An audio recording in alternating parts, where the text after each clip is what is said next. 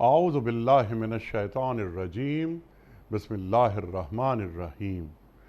इन्नल्लाह व मलाइकतहु युसल्लूना अलन नबी या अय्युहल्लज़ीना आमनू सल्लु अलैहि व सल्लिमू तस्लीमा। अल्लाहुम्मा सल्लि अला सय्यिदिना व नबिय्यिना व शफ़ीअना व मौलाना मुहम्मद व अला आले मुहम्मद व बारिक वसल्लिम। मोहतरम ख़वातीन व हज़रात, अस्सलामु अलैकुम। पयाम सुबह के साथ एक बार फिर हाजिर मैं हूँ आपका मेज़बान अनीक अहमद। ख़वातीन व हज़रात, आप और हम जानते हैं कि पयाम सुबह में कुरान करीम की मुख्तलिफ़ आयात पर गुफ्तगू फरमाते हैं। हमारे मुल्क के जय्यद उलमा तशरीफ़ लाते हैं और कुरान करीम की इन आयात को जोड़ते हैं आज से। कुरान एक ज़िंदा किताब ता क़यामत ज़हन इंसानी की इमामत करता रहेगा। हम अपने उलमा के बड़े शुक्रगुज़ार रहते हैं कि वो तशरीफ़ लाते हैं और एक एक आयत पर और आयत के एक एक लफ्ज़ पर बात करते हैं, शान नुज़ूल से लेकर लम्हे मौजूद तक। ख़वातीन हज़रात, आज हमने जिस आयत का इंतख़ाब किया है वो सूरह बक़रा की आयत नंबर 143 है, 143। ख़वातीन हज़रात, ये बड़ी अहम तरीन आयत में से एक आयत। कुरान करीम की हर आयत ही अहम होती है। अल्लाह ताला फरमा रहा है, और हमने तुम मुसलमानों को एक उम्मत वस्त बनाया। ख़वातीन हज़रात, उम्मत वस्त वकज़ालिका जअलनाकुम उम्मतन वसता।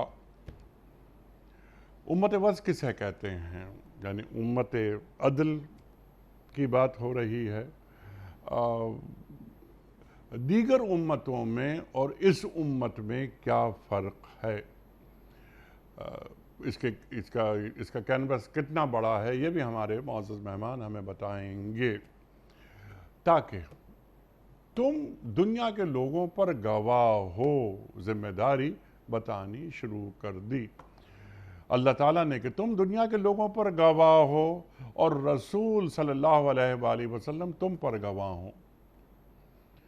ख़वातीन हज़रात, हम तमाम उम्मतों पर गवाह और रसूल सल्लल्लाहु अलैहि वसल्लम हम पर गवाह, ये भी हम रखेंगे सवाल कि इसके माना क्या हैं। अल्लाह फरमा रहा है कि पहले जिस तरफ तुम रुख करते थे उसको तो हमने सिर्फ ये देखने के लिए क़िबला मुक़र्रर किया था कि कौन अल्लाह के रसूल सल्लल्लाहु अलैहि वसल्लम की पैरवी करता है। बैतुल मक़दस का हवाला, वो 17-18 महीने बैतुल मक़दस की जानिब रुख करके नमाज अदा करना और फिर तहवील क़िबला, उस हवाले से पस मंज़र क्या है। और जितनी नमाजें बैतुल मक़दस की तरफ रुख करके अदा की गईं, यकीनन वो भी अल्लाह ताला ने कबूल की। बाज़ यहूद ये कहते थे कि देखो, पहली बात तो ये कि बैतुल मक़दस को अहमियत हासिल है, इसलिए देखिए क़िबला बना बैतुल मक़दस, और उसके बाद जब रुख तब्दील हो गया और दौरान नमाज तब्दील होता है तो यहूद ने ये कहा कि जितनी इबादतें तुम वो करते रहे उनका क्या होगा। ख़वातीन, अल्लाह फरमा रहा है ये मामला था तो बड़ा ही सख्त, मगर उन लोगों के लिए कुछ भी सख्त ना साबित हुआ जो अल्लाह की हिदायत से फैज़ याब थे। अल्लाह तुम्हारे इस ईमान को हरगिज़ ज़ाय नहीं करेगा। यकीन जानो कि अल्लाह लोगों के हक़ में नहायत शफ़ीक़ है, नहायत रहीम है। ख़वातीन हज़रात, कितने सारे मौज़ूआत हैं, एक एक मौज़ू पर इंशाअल्लाह बात करेंगे और सीखेंगे मोहतरम मुफ्ती अहमद अफ़नान साहब से। ख़वातीन हज़रात, मुफ्ती अहमद अफ़नान साहब अल्हम्दुलिल्लाह साहिब निगाह शख्सियत, पाकिस्तान में पढ़ा, पाकिस्तान के बाहर पढ़ा, आज के जो जुमला मसाइल हैं उन पर गहरी निगाह रखते हैं, मग़रिब के हों मसाइल या मशरिक़ के हों, और फिर उन मसाइल का हल कुरान और सुन्नत की रोशनी में आप अदा फरमाते हैं और अता फरमाते हैं। ख़वातीन हज़रात, आप फ़ारिग़ुत तहसील हैं जामिअतुर रशीद से। मुफ्ती अहमद अफ़नान साहब को खुश आमदीद कहते हुए प्रोग्राम का आगाज़ اللہ تعالیٰ کے بابرکت نام سے سورہ بقرہ اور آیت 143۔ اعوذ باللہ من الشیطان الرجیم، بسم اللہ الرحمن الرحیم۔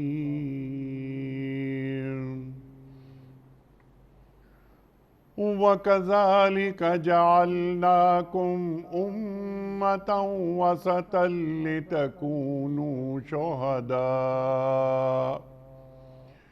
لِتَكُونُوا شُهَدَاءَ عَلَى النَّاسِ وَيَكُونَ الرَّسُولُ عَلَيْكُمْ شَهِيدًا۔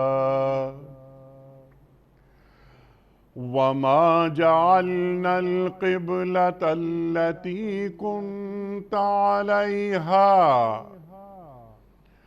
إِلَّا لِنَعْلَمَ مَنْ يَتَّبِعُ الرَّسُولَ مِمَّنْ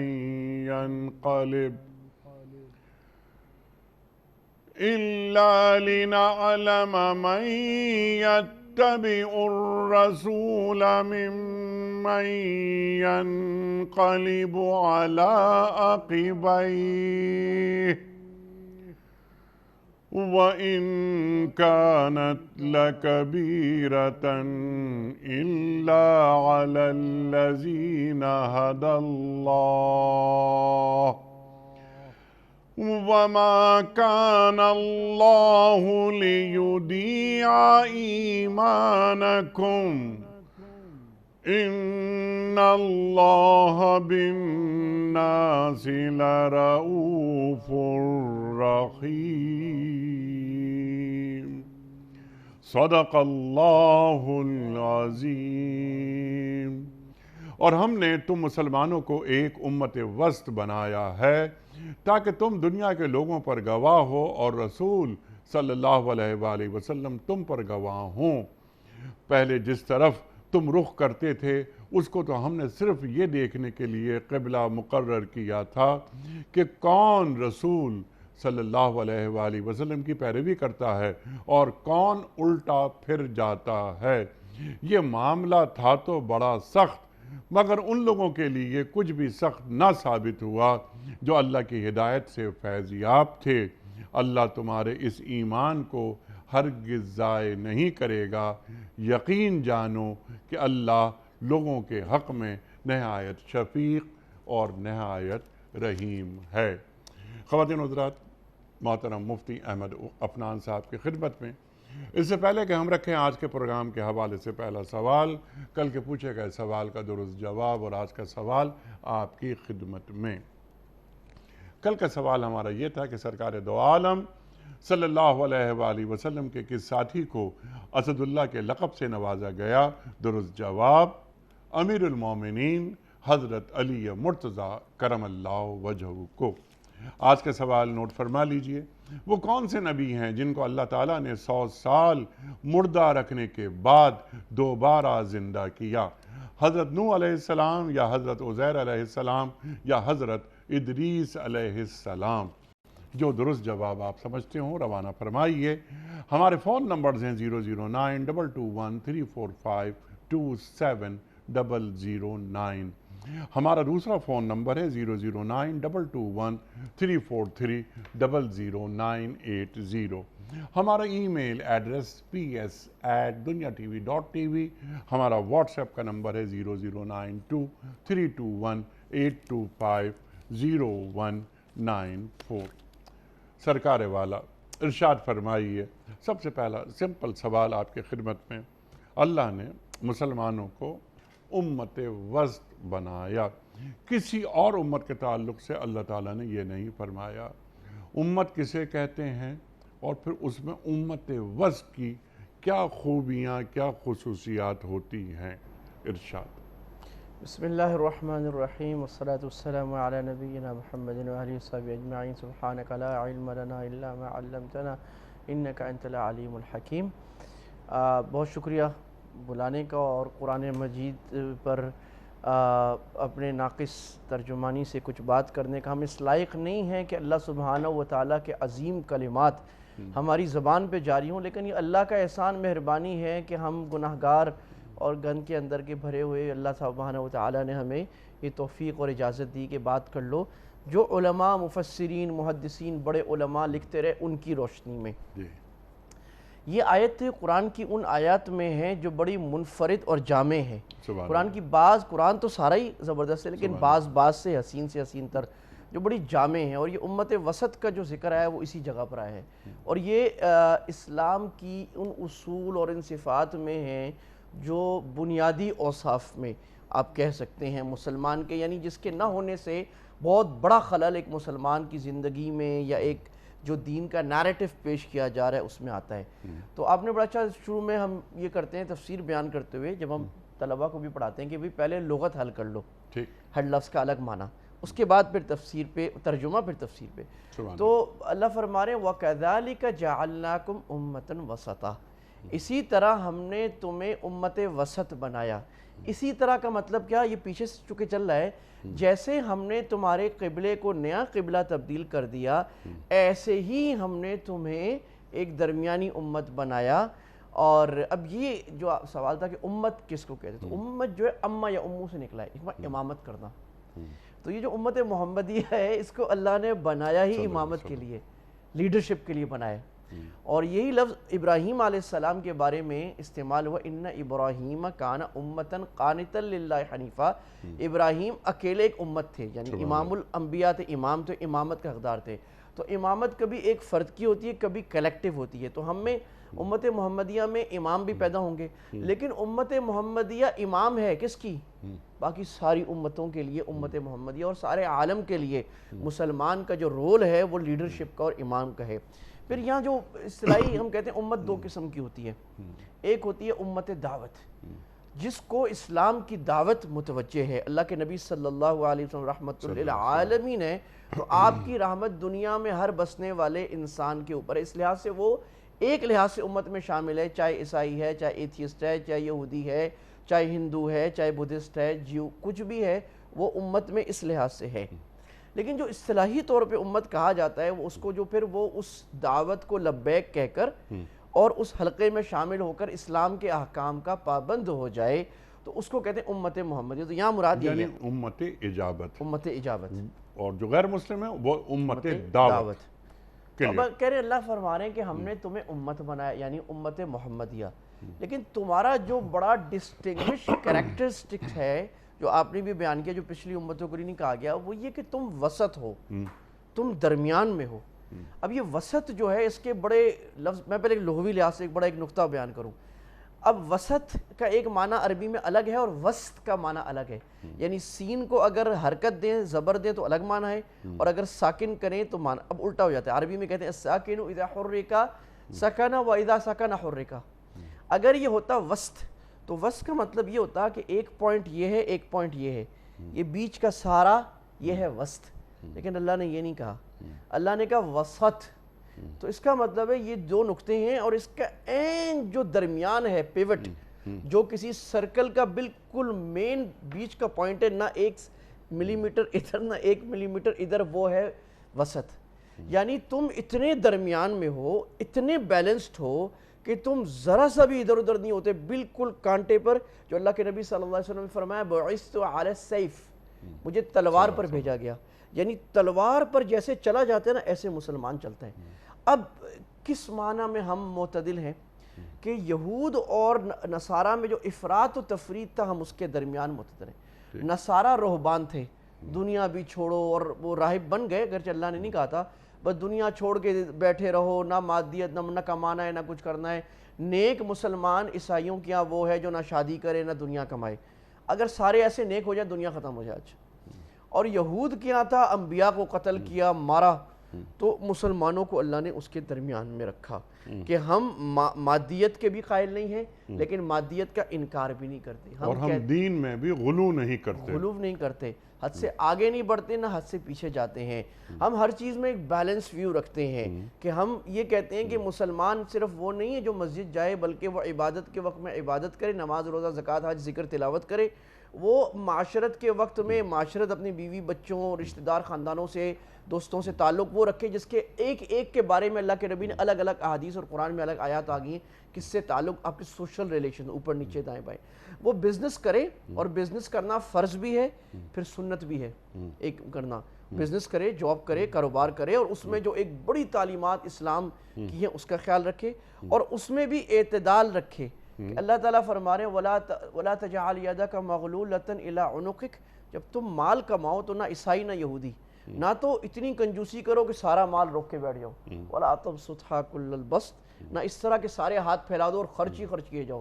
درمیان میں ایک طریقہ بیلنس رکھو, کچھ اپنے لیے کچھ چیریٹی کے لیے کچھ بیوی بچوں کے لیے کچھ کھلانے کے لیے. تو یہ اچھا اسی طرح آپ کی پولیٹکس, اللہ نے یہ نہیں کہا کہ تم پولیٹکس نہ کرو بلکہ مسلمان اور اللہ کے ہمارے تو نبی تھے, وہ سردار نبی تھے, وہ حکمران نبی تھے, وہ کمانڈر نبی تھے, وہ کر کے دکھا دیا. لیکن اس میں ایک بڑا آزاد اور بڑا ایک آسان طریقہ پولیٹیکل سٹرکچر کا رکھا کہ اصول بتا دیے اور کسی ایک سٹرکچر کو تابع نہیں کیا.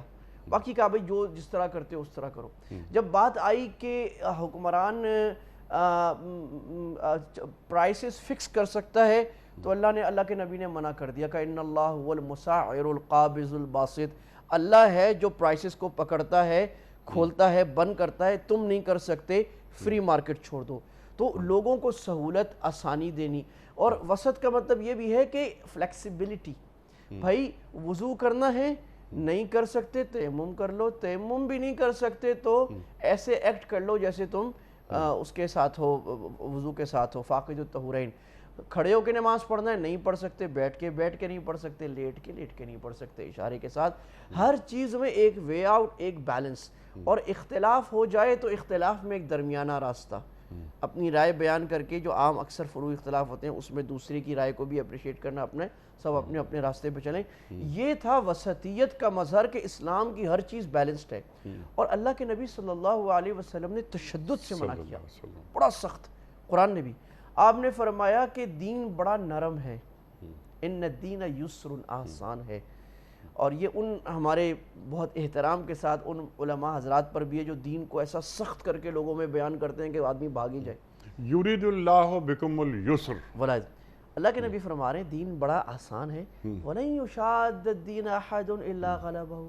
جو دین کے ساتھ رشا کشی کرے گا, سخت بیان کرے گا, یہ کافر, وہ فاسق, یہ حرام, وہ حرام, وہ زیادہ, تو وہ دین اس پر غالب آ کر اس کو نیچے کر دے گا. تو ایک بڑا ٹھنڈا روشن, آپ نے فرمایا کہ دین سارا نرمی ہے, جس چیز میں نرمی آتی ہے اس کو خوبصورت کر دیتی ہے اور جس چیز میں سختی آتی ہے اس کو بدصورت کر دیتی ہے. تو یہ میں نے چند ایک مثالیں بیان کی, ورنہ فقہ کے ہر باب سے میں اس کو ہم سارا دن لگے رہیں تو مثالیں آتی رہیں گی کہ آپ دین اسلام کا کوئی بھی رکن دیکھ لیجئے.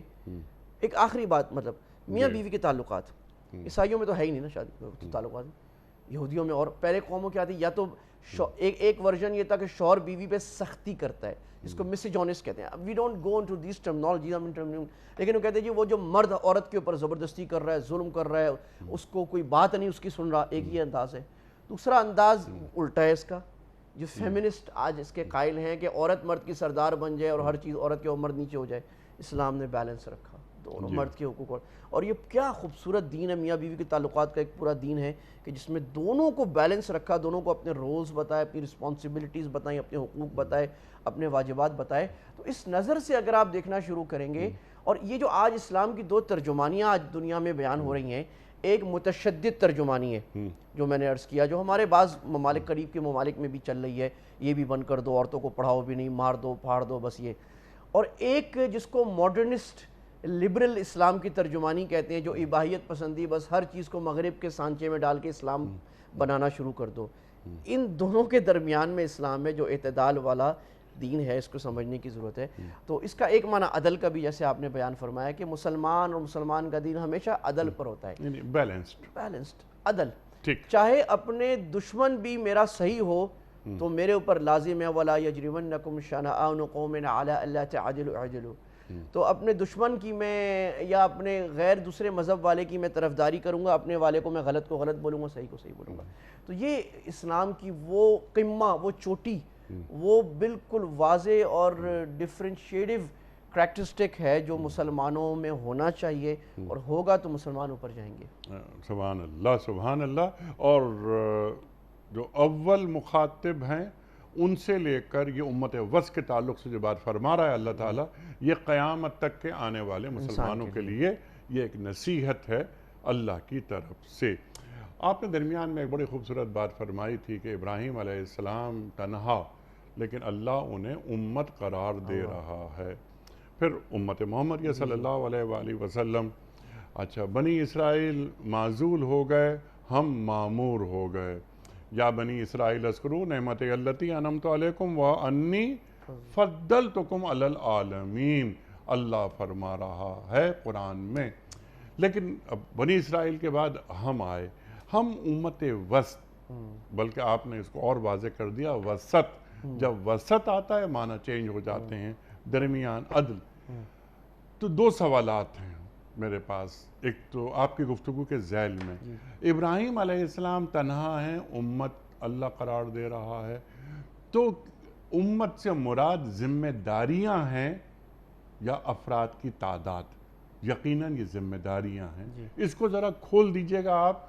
دوسری بات یہ ہے، ہم امت وسط، جیسا کہ آپ نے فرمایا، اگر ہم درمیان میں ہیں تو کیوں ہم درمیان میں ہیں؟ ہم تو آخری امت ہیں، ہمارے بعد کوئی امت نہیں، قرآن کے بعد کوئی کتاب نہیں، شریعت محمدی صلی اللہ علیہ وآلہ وسلم کے بعد کوئی شریعت نہیں۔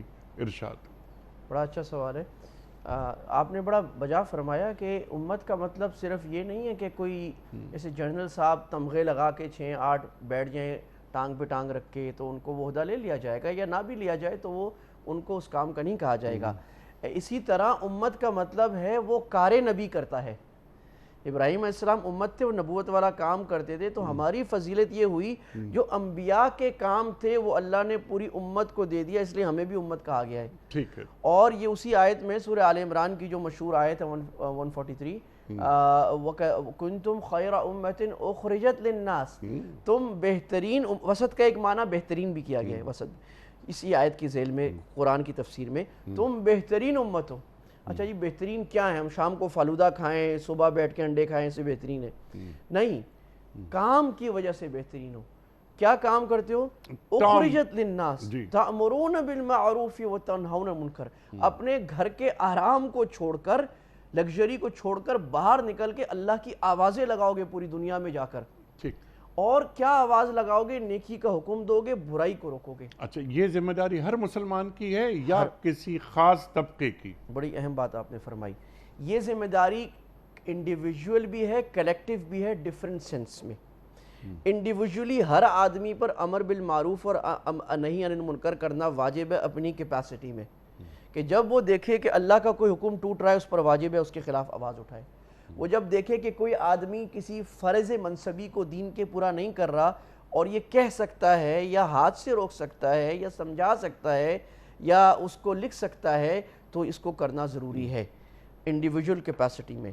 اور مستحب یہ ہے، بہتر جو سنت ہے وہ یہ ہے کہ یہ ہر وقت کا داعی ہو، ہر وقت اس کو یہ فکر لگی ہو، یہ درد لگا ہو، یہ کڑن لگی ہو کہ کیسے یہ لوگ یہ مسلمان اور یہ غیر مسلم بچ جائیں اور اللہ کے نبی کے طریقے پہ آ جائیں۔ وہ بس میں بیٹھے، وہ انتظار گاہ میں بیٹھے، وہ جہاز میں کسی سے ملے، وہ باتیں کر کے اس کی تان یہاں ٹوٹنی چاہیے کہ وہ اس کو محبت سے، پیار سے، رحمت سے دعوت دے۔ یہ تو انڈیویجول کیپیسٹی سے اللہ کے نبی صلی اللہ علیہ وسلم فرماتے ہیں کہ تم لوگ سارے گڑھوں میں گرے جا رہے تھے، میں کمر سے پکڑ پکڑ کر تمہیں پیچھے بچا رہا تھا۔ تو یہ تو اس آیت میں آگئی۔ دوسری کلیکٹیو رسپانسبلٹی ایک الگ ہے جو جس کو علماء نے فرض کفایہ کہا ہے، اور یہ سورہ آل عمران کی اس سے پہلے والی آیت میں آ رہی ہے وَلْتَكُمْ مِنْكُمْ أُمَّةٌ يَدْعُونَ، پھر امت کا لفظ آ گیا وَلْتَكُمْ مِنْكُمْ أُمَّةٌ يَدْعُونَ إِلَى الْخَيْرِ، یہاں امت جماعت کے معنی میں، تم میں سے ایک جماعت ہمیشہ ایسے ہونی چاہیے، یعنی فرض ہے جو وہ کیا کرے، جو یدعون الی الخیر، خیر کی آواز لگائے۔ اب آواز لگانے میں یہ بھی ہے، میڈیا بھی ہے، لکھنا بھی ہے، بولنا بھی ہے، پڑھانا بھی ہے، ایکٹیویٹی کرنا، سب آ گیا۔ وہ امر بالمعروف و نہی عن المنکر کرے، خیر کے واسطے۔ تو علماء نے لکھا کہ اتنی جماعتیں ضروری ہیں جس سے کچھ نہ کچھ یہ فریضہ ادا ہو رہا ہو، جیسے نماز جنازہ میں 3 آدمی آ جائیں تو فریضہ ادا ہو جاتا ہے۔ تو اتنی جماعتیں امت کی چل رہی ہوں جو دنیا میں غیر مسلموں کو دعوت دے رہی ہے اور مسلمانوں کو تذکیر کر رہی ہوں، یہ فرض ہے۔ اگر یہ نہیں ہوتا ساری امت گناہ گار ہے. اور اپنی انڈیویجول کیپیسٹی میں بھی آدمی اپنے جو بھی اپنے بچے، بیوی، پھر پڑوسی، پھر ساتھی، پھر دوست، پھر کولیگز، سب کو کہنا اس پہ اوپر ایک حد تک ضروری ہے. نہیں، سبحان اللہ، کلیئر ہو گئی یہ بات. لیکن جو ایک سوال میں نے رکھا تھا کہ ختم نبوت ہو گئی، کار نبوت باقی ہے، تو وہ کام جو انبیاء کا تھا اب وہ اس امت پر آگے فرض ہو گیا. فرض ہو گیا. یعنی انبیاء کا کام امتیوں پر. اللہ اکبر، کتنا بڑا اور کتنا اعلیٰ مقام اللہ تعالیٰ نے ہمیں دے دیا، صرف اس وجہ سے کہ ہماری وابستگی ہے امت محمدیہ صلی اللہ علیہ وآلہ وسلم. انبیاء کا کام ہمیں دیا گیا، انبیاء کا کام ہمیں دے دیا نا، ختم کتنی نبوت بڑی. کے صدقے ہمیں دیا گیا. کیونکہ کنتم خیر امت اخرجت للناس. اللہ اکبر.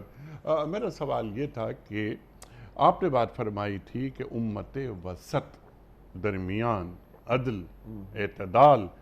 ہم درمیانی امت، ہم تو آخری امت ہیں.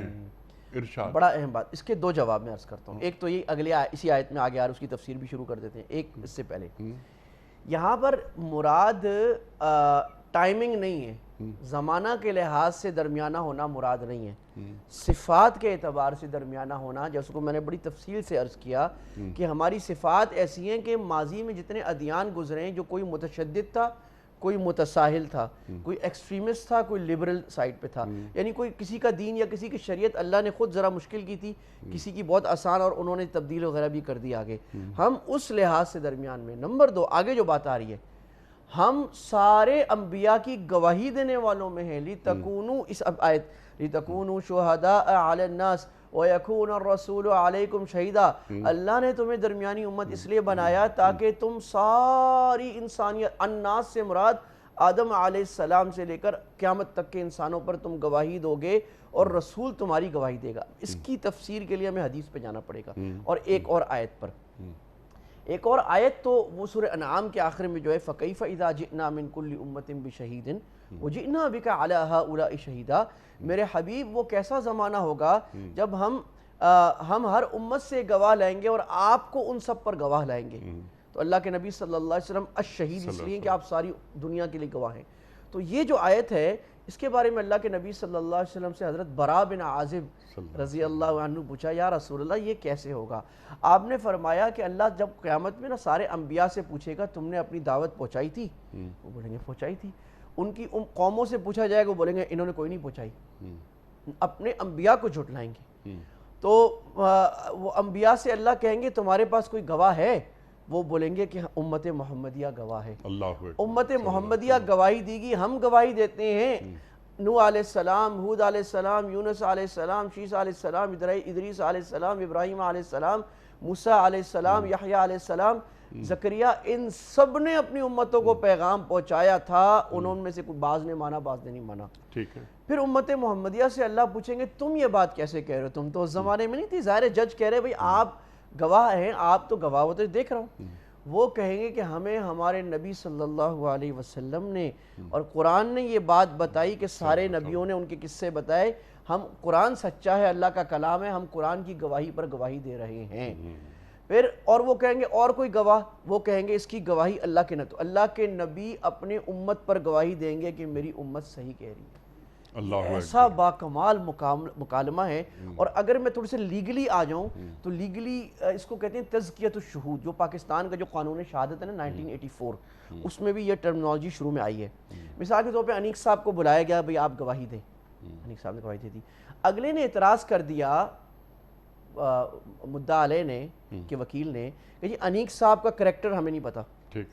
ایک آدمی کو بلایا جائے گا کہ آپ انیق صاحب کے کریکٹر پہ گواہی دیں. سبحان اللہ. تو یہ اللہ کے نبی صلی اللہ علیہ وسلم دراصل یہاں پر تزکیۃ الشہود کا کام کر رہے ہیں. وہ اپنی امت کی گواہی دے رہے ہیں کہ میری امت صحیح کہہ رہی ہے اور میں اس کی گواہی دیتا ہوں، میں اس کا تزکیہ کرتا ہوں. سبحان اللہ، سبحان اللہ، سبحان اللہ. اور پھر یعنی گواہ، یکون الرسول علیکم شہیدا.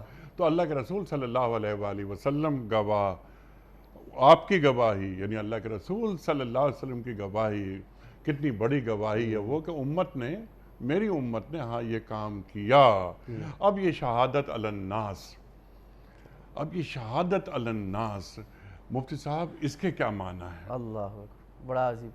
ایک معنی تو میں نے عرض کر دیا کہ ساری امتوں پر گواہی دیں گے ان کے انبیاء کے حق میں. جی تو ناس کا معنی سارے, اور اس کو آپ نکال لیجئے کہ دعوت علی الناس بھی سے مراد ہے, جی کیونکہ دوسری آیت کو اگر ہم مداد کنتم خیر امت اخرجت للناس, تم کسی عربی کے لیے یا اجمی کے لیے نہیں نکالے گئے, یا تم صرف مسلمانوں کے لیے نہیں نکالے گئے, تم کالے گورے ایران توران اور جنوب شمال امریکی افریقی سب کے لیے نکالے گئے ہو. تو شہادت علی الناس کا مطلب ہے ہم ساری دنیا کی خیر خواہی کرتے ہیں اور ساری دنیا کو خیر کے راستے کی طرف محبت سے, پیار سے, حکمت سے بلاتے ہیں. یہ ہے شہادت علی الناس. ٹھیک ہے, یہ ہے. اور اس پر گواہی وَيَكُونُ الرَّسُولُ عَلَيْكُمْ شَهِيدًا, کہ ہم نے یہ کام کیا یا نہیں کیا.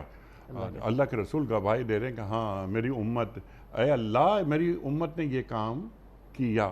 اب یہ شہادت علی الناس کے ذیل میں کون کون سے پوائنٹس آتے ہیں مفتی صاحب ارشاد فرما دیجئے جو امت پر واجب ہیں؟ بڑا اہم سوال ہے, اور اگر یہ وہ کلیدی بات ہے کہ اس وقت امت مسلمہ زوال میں کیوں ہیں. شروع ہوا زوال آپ مختلف لفظ 500 سال سے اور ایکسٹریم ہو گیا 150-200 سال سے. تو زوال کی جو بڑی وجوہ ہیں امت کی اور بھی ہیں, لیکن ایک بڑی وجہ دعوت کا چھوڑنا ہے. اور یہ وہ بات ہے جو حدیثوں میں اور قرآن میں بار بار بیان ہوئی ہے کہ جب تم امر بالمعروف اور نہی عن المنکر چھوڑ دو گے, لَيُخَالِفَنَّ اللَّهُ بَيْنَ وُجُوهِكُمْ, اللہ تعالیٰ تمہارے چہرے آپس میں پھیر دے گا, یعنی تمہارے اختلافات پڑ جائیں گے, آپس میں لڑتے رہو گے. اللہ کی دعوت چھوڑ دی. اور جب تم امر بالمعروف نہی عن المنکر چھوڑو گے, اللہ غیروں کو تم پر مسلط کرے گا, یعنی تمہاری سلطنت, تمہاری حکومت, آج سارا عالم اسلام قصبہ پرسی میں سارا برباد ہو رہا ہے. ایک ایک کر کے کافر پوری ڈھٹائی سے میزائلوں اور بمبوں سے ایک ایک مسلمان ملک کو مارے جا رہے ہیں اور ہم کچھ نہیں کر پا رہے, سارے بیٹھے ہیں. تو پولیٹیکل پاور, ہیمنت, روب, یہ اللہ نکال دیجئے کہ حدیث ایسے لگتا ہے قرآن حدیث جیسے آج نازل ہو رہا ہے. تو یہ سارا امر بالمعروف اور نہی عن المنکر, دین کی دعوت اور دین کی آواز دنیا میں نہ لگانے کی وجہ سے ہے. امام ابن قیم رحمہ اللہ تعالیٰ نے اس آیت پر, سورہ یوسف کی آخری آیت ہے, ان اللہ کے نبی صلی اللہ علیہ وسلم نے فرمایا تھا کہ یہ میرا طریقہ ہے دعوت کا. فرمایا جو آدم, امت کی بات چل رہی ہے نا, کہ جو آدمی جو مسلمان ہو کر دعوت نہیں دیتا نبی کا, وہ اپنے آپ کو امتی کہنا چھوڑ دے. امتی ہے ہی نہیں, کیونکہ وہ تو امت والا کام نہیں کہہ رہے. اللہ کے نبی فرما رہے ہیں حاذی سبیلی ادعو الی اللہ, میرا راستہ یہ ہے کہ میں دعوت دیتا ہوں اللہ کی طرف. اللہ کے نبی صرف آپ کا, لیکن نہیں, آگے قرآن کہہ رہے انا ومن اتبعنی, وہ اور جو میرے پیچھے چلتا ہے امتی پر.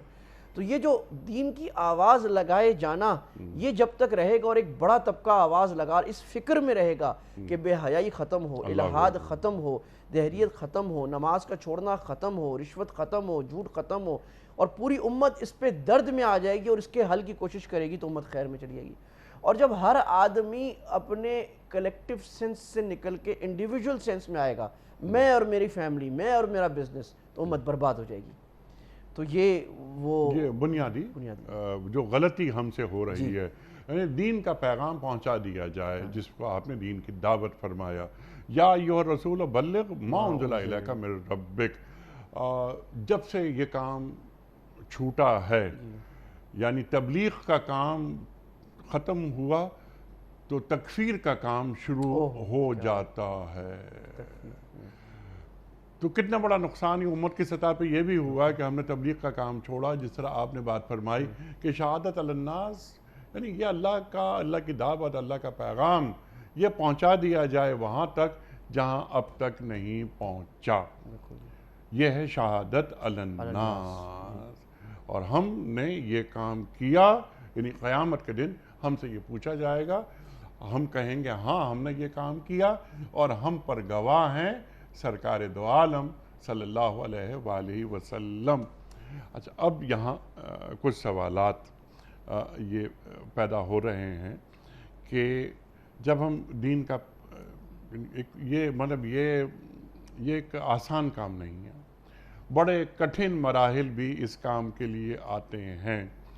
ہم جب تاریخ پڑھتے ہیں اپنی, تو ہمارے قدم قدم پر ہمیں ایسے لوگ ملتے ہیں, یعنی ایسے جلیل و قدر لوگ ملتے ہیں, ثابت قدم لوگ ملتے ہیں کہ جنہوں نے شہادت علی الناس کی راہ میں آنے والی ہر مصیبت کو گلے لگایا، اپنا مقدر سمجھا، لیکن یہ اللہ کا کام ہے، اللہ کے دین کا کام ہے۔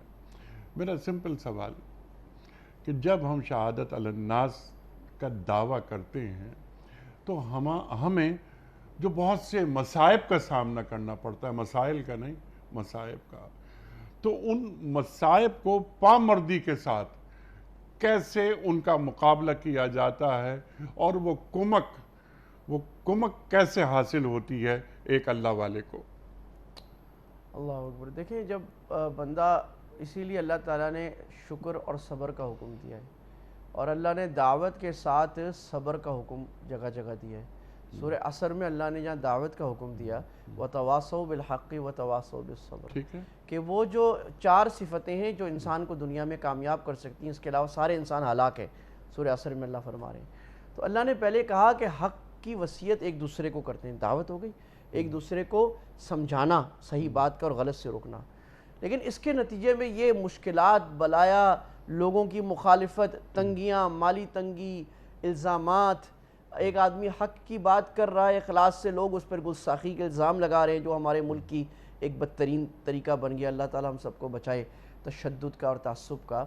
اور تو اس کے یہ اب اپنوں سے بھی نشتر لگیں گے، غیروں سے بھی لگیں گے۔ تو اللہ کہہ رہے اس میں پھر ایک دوسرے کو صبر کا سمجھانا کہ بھئی یہ تو پارٹ آف لائف، یہ تو اس راستے کا طریقہ ہے۔ اللہ کے نبی صلی اللہ علیہ وسلم سے میٹھی زبان کیا دنیا میں ہو سکتی ہے کسی کی؟ اللہ آپ سے زیادہ حکمت والا انداز کسی کا ہو سکتا ہے؟ نہیں ہو سکتا۔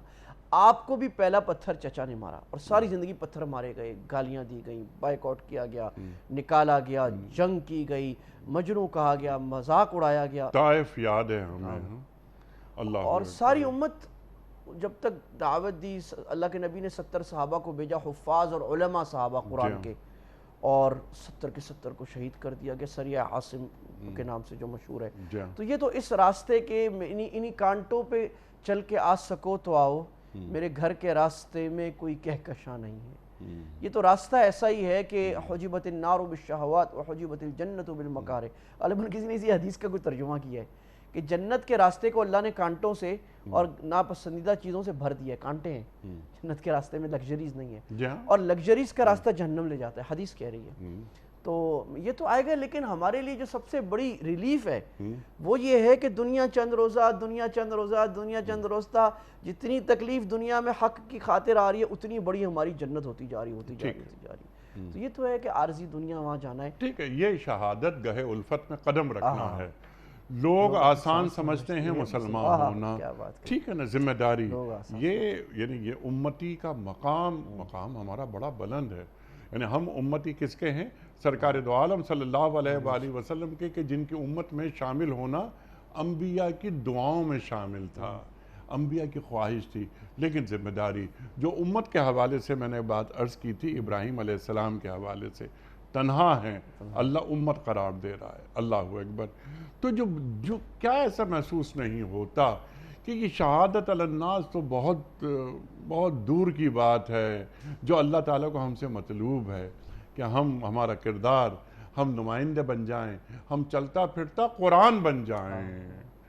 کہ یہ دیکھیے، یہ چلتا پھرتا قرآن، وہ اقبال کہتے ہیں نا کہ یہ راز کسی کو نہیں معلوم کہ مومن قاری نظر آتا ہے، حقیقت میں ہے قرآن۔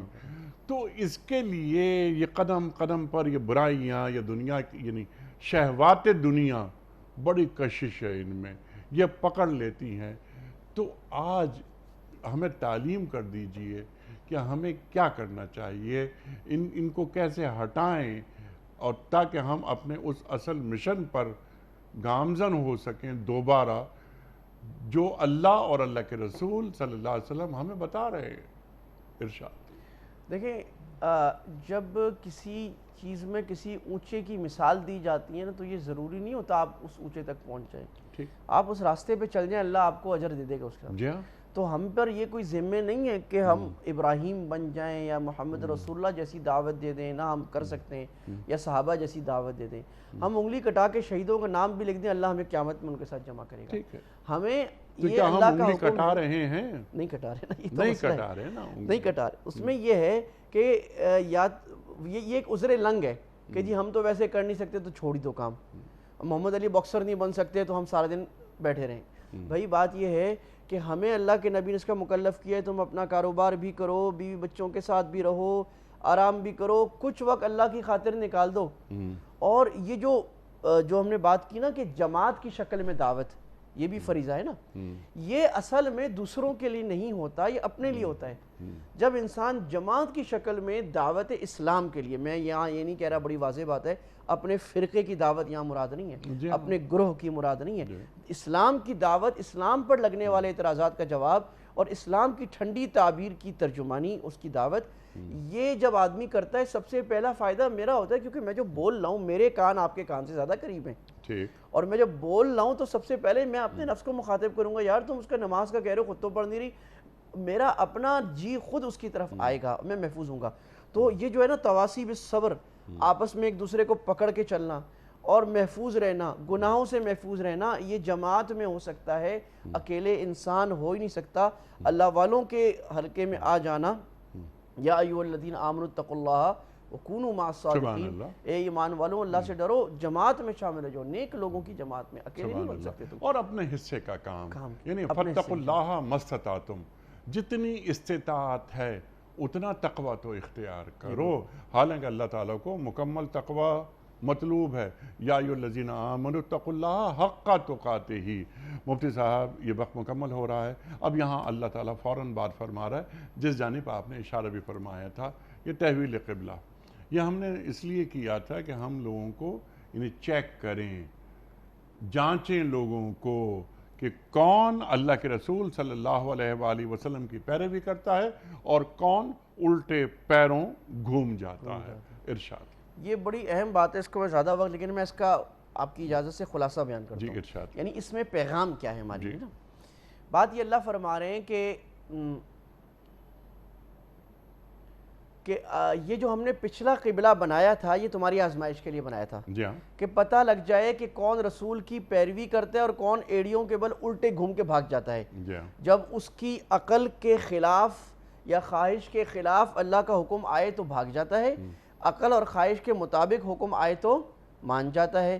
تو یہ آدمی، اور اللہ خود کہہ رہے ہیں یہ عقل اور نفس کے خلاف حکم کو ماننا ذرا مشکل ہے، ان کانت لکبیرۃ، یہ بہت بھاری ہے، الا علی الذین ہدی اللہ، سوائے جو جن کو اللہ نے ہدایت دے دی، انہیں ہدایت مانگی مل گئی۔ یہاں بتایا کیا جا رہا ہے، بات یہ ہے کہ اس تحویل قبلہ پر مشرکین نے بھی اعتراض کیا تھا، منافقین نے بھی کیا تھا، یہودیوں نے بھی کیا تھا، الگ الگ اعتراض کیا تھا۔ پہلے ایک روایت کے مطابق جو غالب روایت ہے کہ قبلہ تھا کعبہ، اس کے بعد قبلہ ہو گیا 17 مہینے یا 16 مہینے کے لیے مدینہ منورہ میں یہود کو قریب کرنے کے لیے، تالیف قلب کے لیے جو بیت المقدس، اس کے بعد دوبارہ 180 ڈگری گھوم کر پھر قبلہ ہو گیا کعبہ واپس۔ تو اب سوال یہ کہ اللہ جب آپ کو کعبہ دوبارہ کرنا تھا تو آپ نے بیت المقدس کی طرف 17 مہینے نماز کیوں پڑھائی؟ تو اللہ کہہ رہی تو میں نے جانچنے کے لیے کہ تم کسی کام کو حقیقت سمجھتے ہو یا کسی جگہ کو یا اللہ کے حکم کو اصل سمجھتے ہو۔ کیا بات، نہ بیت المقدس میں کچھ رکھا ہے نہ کعبے میں، جب تک اللہ کا حکم نہ لگ جائے۔ اللہ نے کہا بیت المقدس نماز پڑھنی، اب کعبے کی طرف نماز پڑھنا حرام۔ اللہ نے کہا کعبے کی طرف پڑھنی ہے، بیت المقدس کے حرام۔